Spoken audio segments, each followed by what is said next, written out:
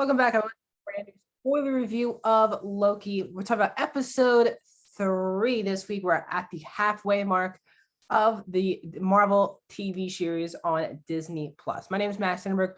Please consider liking the video, guys. That's the best way to support this channel. Also, please comment down below your thoughts of this episode. Is this your favorite, least favorite? Tell me, are you excited? In spoiler fashion, got a spoiler discussion on what is next for the show in the coming 3 weeks. Please let me know in the comment section down below. Also, please consider subscribing, ringing the bell for notifications. I do movie reviews, TV show reviews, streaming platform reviews, movie rankings, and a box office breakdown show. So if like any of those things, please consider subscribing and ringing bell. Let's get into my thoughts of Loki episode 3.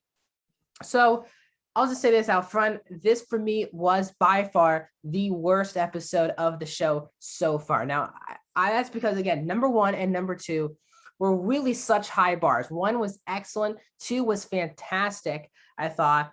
And I was so pumped because we left on such a big cliffhanger in episode 2. And we start off here with a brilliant note with this episode with Sophie DiMartino's character, who is now Sylvie, I believe now, who is Enchantress in the comics. We're seeing how she can work on how she can mind control these people. And we have this opening scene with the lady, with one of the people working for the TVA, who told Mobius the information on what Lady Loki was after. So we get that whole scene. It was really cool in like this scene where she's manipulating her. It's really, really fun to see. Then we see her going after the TVA. Loki's right behind her, and then they fall into this planet where this moon's about to explode and all this types of stuff, and all these people are going to die. And for me, overall, it just felt like a meaningless episode other than 1 or 2 reveals. Really, the first reveal is kind of that's how she can enchant people. And then the other one is that she reveals that everyone who's working for the TVA are all variants, just like the 2 of them, but they don't know it. And that reveal is a pretty big reveal that really sets up a lot of big stuff for the next coming weeks. But other than that, the whole point of this episode is to recharge this thing that can take you from place to place at a TVA lose. And at the end of the day, we're still stuck on this planet to end the episode. I think there's some fun banter. It's really well acted from Tom Hiddleston. Sophie DiMartino is good. I wouldn't say great. I need to see her a bit more in the show to start winning her, for me to win her over. But for me, Tom Hiddleston's killing it this episode. The way he talked about his mother, the way he talked about love, all that type of stuff really worked for me this episode. But for the most part, I just feel like a meaningless episode. And you can't have meaningless episodes in a 6-episode TV show. You can have those in 8 to 12 episode shows because there's only so much episodes where you can have main things going on. I'm literally just talking about that in Bad Batch, which is Star Wars, and that's 16 episodes. And that's when you can have filler episodes, some filler subplot episodes that don't have anything to do with the main story, and that's cool.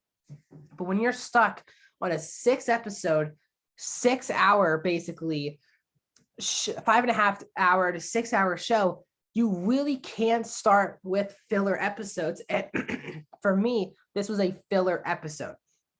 And especially coming off of such a great ending to episode 2, we didn't get any Owen Wills in this episode, which is extremely disappointing. You didn't really get any much of the TVA other than the first 10 minutes of the episode. And it feels like we started the episodes where we're leaving the episode, and that's never a good thing. Connected to like a Clone Wars episode from season 7, there's an episode where Ahsoka and these her two Martez sisters are in prison to begin the episode, and they end the episode in prison. That's a little bit disappointing. This episode does a very similar thing. We basically begin the episode on this planet. We're about to get off the planet possibly, and we end the episode on this planet. It just feels like nothing really happened this episode. Again, it's well acted. The music to the show is really fantastic. The production design, the cinematography, it's all there. It's so well made. It looks great on screen. I'm never bored throughout this episode. But the story for me just seems so filler that it just became one of the more, probably in my opinion, one of the more disappointing episodes of any of these 3 MCU shows to come out thus far. I want a lot more depth in the show, and we just basically had conversations. We had a meaningless scene where they walked up to this woman's truck, and they each got blasted. That scene took like 5 to 7 minutes, and that was way too long for such a meaningless scene. We got some again fun action stuff. The mind games between the two Lokis was again really fun. But when you actually look at what happened this episode, and the point of the episode is to recharge this thing, it really feels like nothing happened meaningful this episode. So for me, again, it's one of the more disappointing episodes of the show thus far. Again, I still am in with the show. I'm not lost in the show. It's not a terrible episode or anything. It just feels like at times a waste of time because it just felt like a filler episode. It wasn't a complete waste of time. Stuff happened in the show that I did like.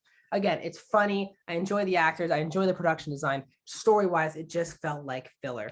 So if I had to rank the episodes so far, I'll go 2, 1, and then a huge step down, 2, 3. But I'm still excited for these last 3 episodes. Enjoy me here every single week where I'll give you my spoiler breakdowns of the show. So that's my review of episode 3 of Loki.